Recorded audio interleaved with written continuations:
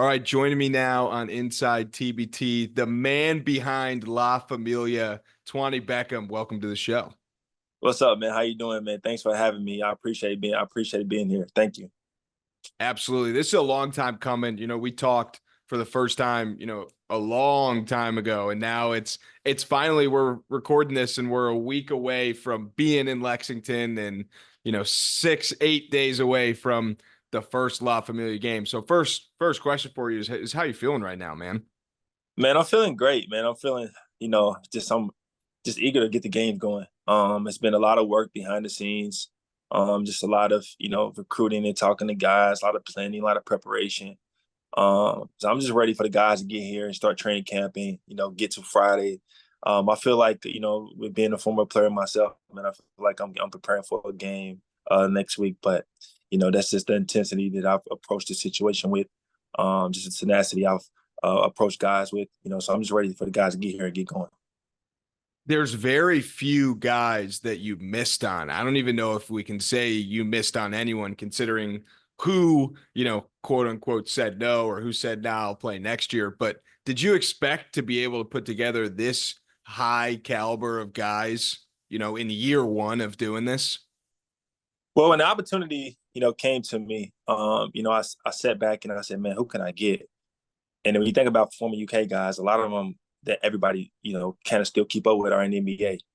But then when you think about it, man, we got so many people, great players that are playing in the NBA, but so many great players that are just playing overseas, or still playing professionally anywhere.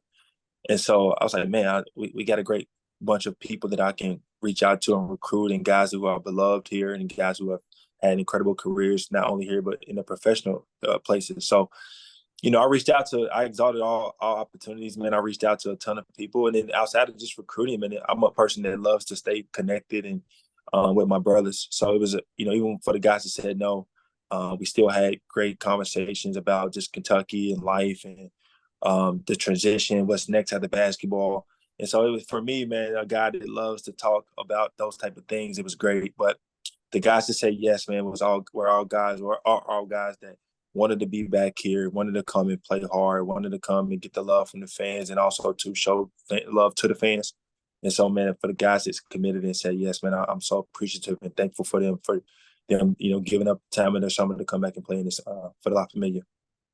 So obviously, leading the charge, we got Eric Bledsoe, Willie Cauley-Stein. That 1-2 punch right there is kind of like the most NBA experience, obviously Bledsoe.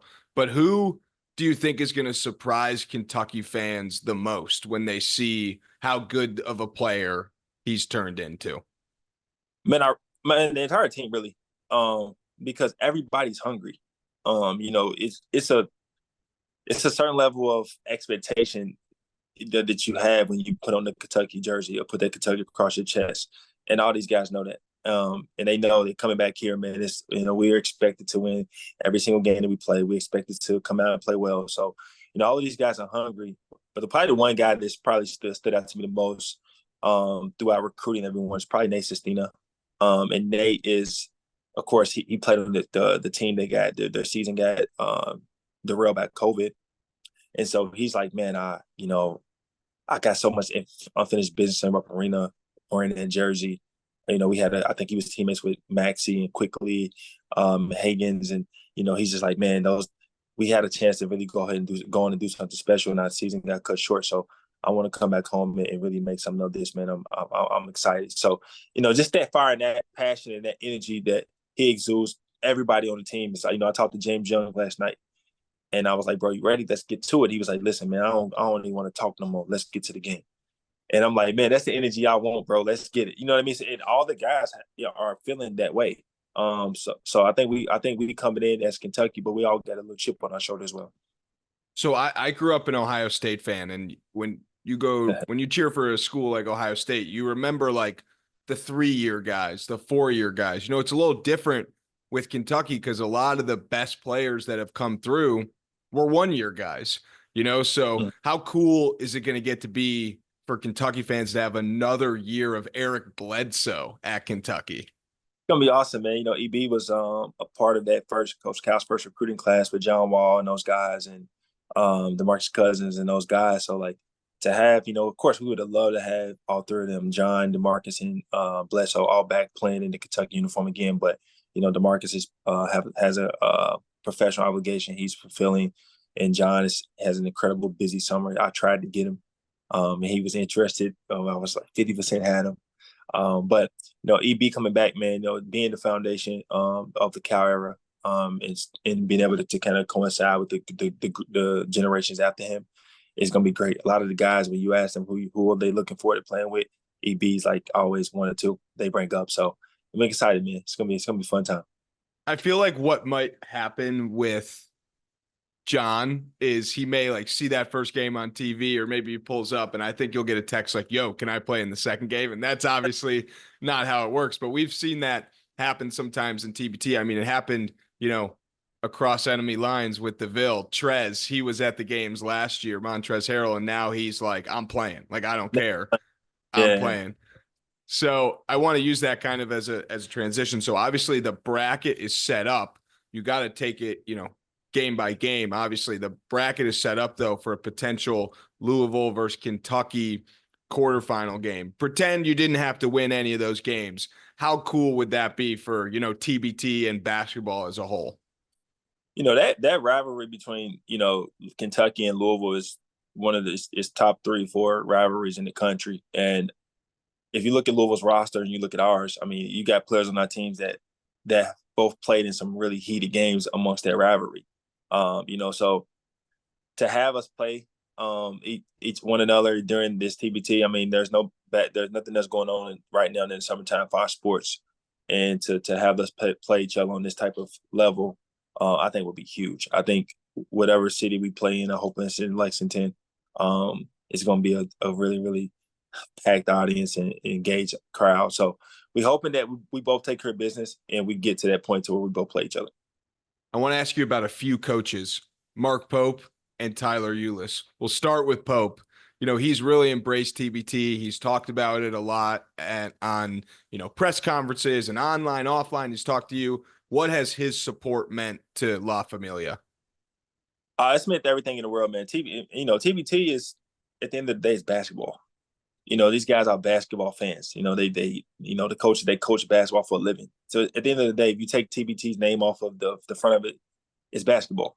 And so when Coach Pope had his press conference here, when he was announced as the head coach, I went up to him and I introduced myself and just let him know who I was. And the first thing, I had a million things I could have ran by him.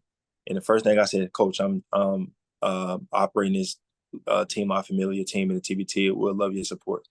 And without him really knowing who I am and what all I do, and he just said, man, I got you. I'm here to do whatever you need me to do. Here's my number. Call me. And I was like, wow. And so he's held up his end of the bargain. Like we've talked, we've communicated about TBT.